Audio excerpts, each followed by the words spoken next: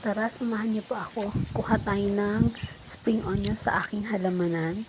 Gamitin natin, I'm going to cook Mongolian beef minced noodles. Napakadali lang po nung gawin. So, kailangan natin kumuha muna ng kaunting spring onions, sibuyas dahon dito sa ating hotdog. So, ayan po. Hugasan natin yung ating spring onion ng maigi.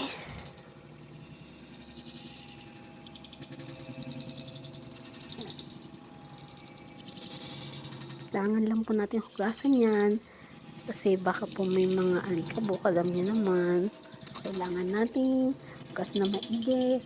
Pagkatapos hiwain lang po natin yan kasama ng ating sibuyas. Any kind of onion pwede pong gamitin.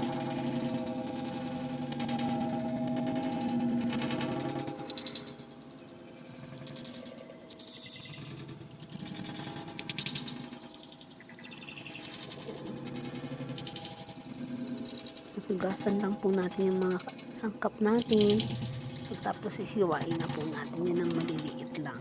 Yung katamtaman lang po, huwag naman po masyadong pino.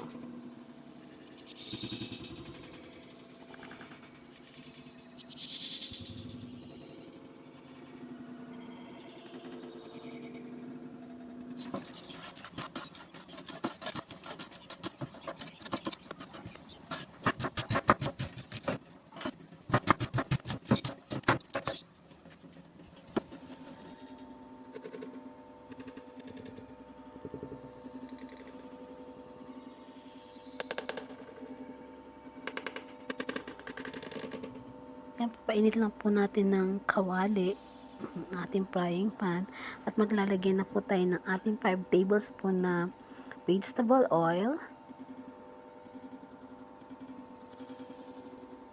Yan, para mas maganda po kasi mas mainit yung frying pan para po mas madali po siyang makaluto po ng ating mga sangkap. Kahit ano pong mantika pwedeng gamitin dyan, kahit olive oil, kahit na canola oil, kahit na palm oil, any oil will do po. Pwede pong gamitin. Ang puintay lang po natin mag-init yung ating mantika. We have to wait our oil to be hot, and then we can put our onion. We can fry our onion po.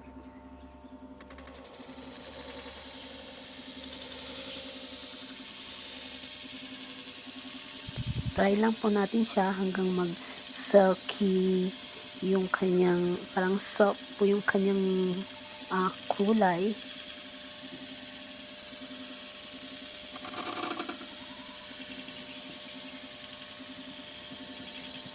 Pagkatapos po ilalagay po natin yung ating beef mince or ground beef. Yun po ang ilalagay na po natin dyan.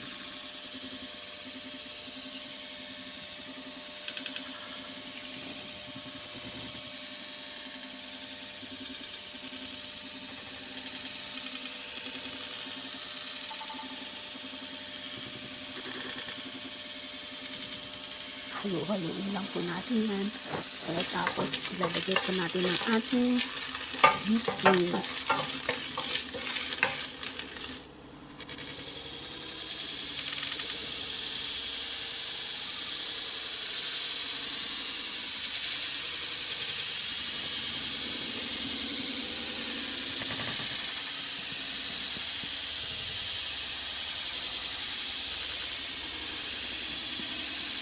Haluin lang po natin yan para maluto po yung ating beef mince.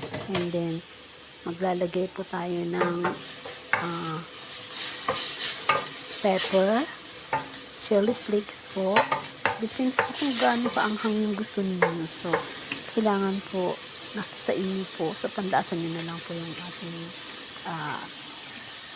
mince. Tapos maglalagay po tayo ng soy sauce. Hindi na po natin siya gagamitin ng salt. So, soy sauce na po yung ating pangpaalat. And then, some of the oyster sauce.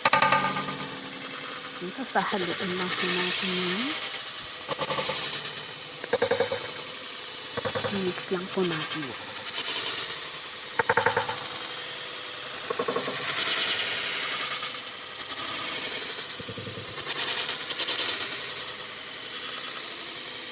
Tapos, pwede rin po gamitin ito ng beetroot or any vegetable root, or pwede na po ilagay yung plain water para may kaunting sauce at para po maluto yung ating noodles.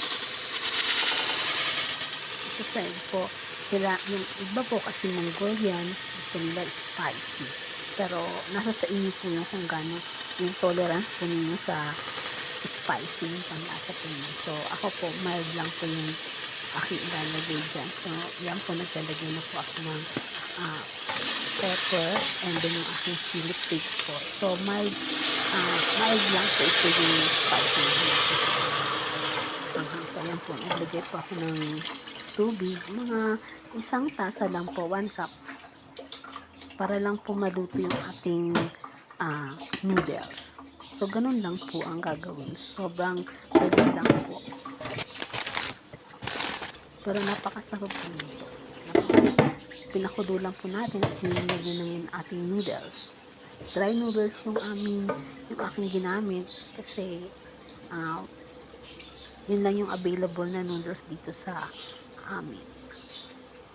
Ayan po, hintayin lang po natin yung maluto. And presto, meron na tayong Mongolian beef minced noodles. Sa mga hindi pa po nag-subscribe, pa-subscribe naman po at pa-share at pahingi naman po ng like. Yung dati ko pong channel, Rona Easy Home Cooking Channel, hindi ko pa po siya naayos, kaya hindi ko pa po siya ma-open. So, hoping pagbalik ko ng Pilipinas, ma-open ko siya so I can upload it another. So, for the meantime, sundan po ninyo yung aking buhay dito sa Australia kung saan po ako pupunta. So, ayan na po, haluin lang po natin yan. Pagkatapos, pag naluto na po yan, tsaka natin ilalagay yung ating kinuhang spring onion sa ating halamanan. Papakita ko rin po sa inyo yung aking munting halamanan dito. So, ayan po. Yung ating spring onion, nilagay ko na po. So, it means it's done na po yan. Cook na po yan. Ready to serve. Si-serve ko po. Kainin na natin. Sobrang sarap po. Simple na ito. Sarap po. Subscribe po ulit. Pahit ng notification bell. Thank you.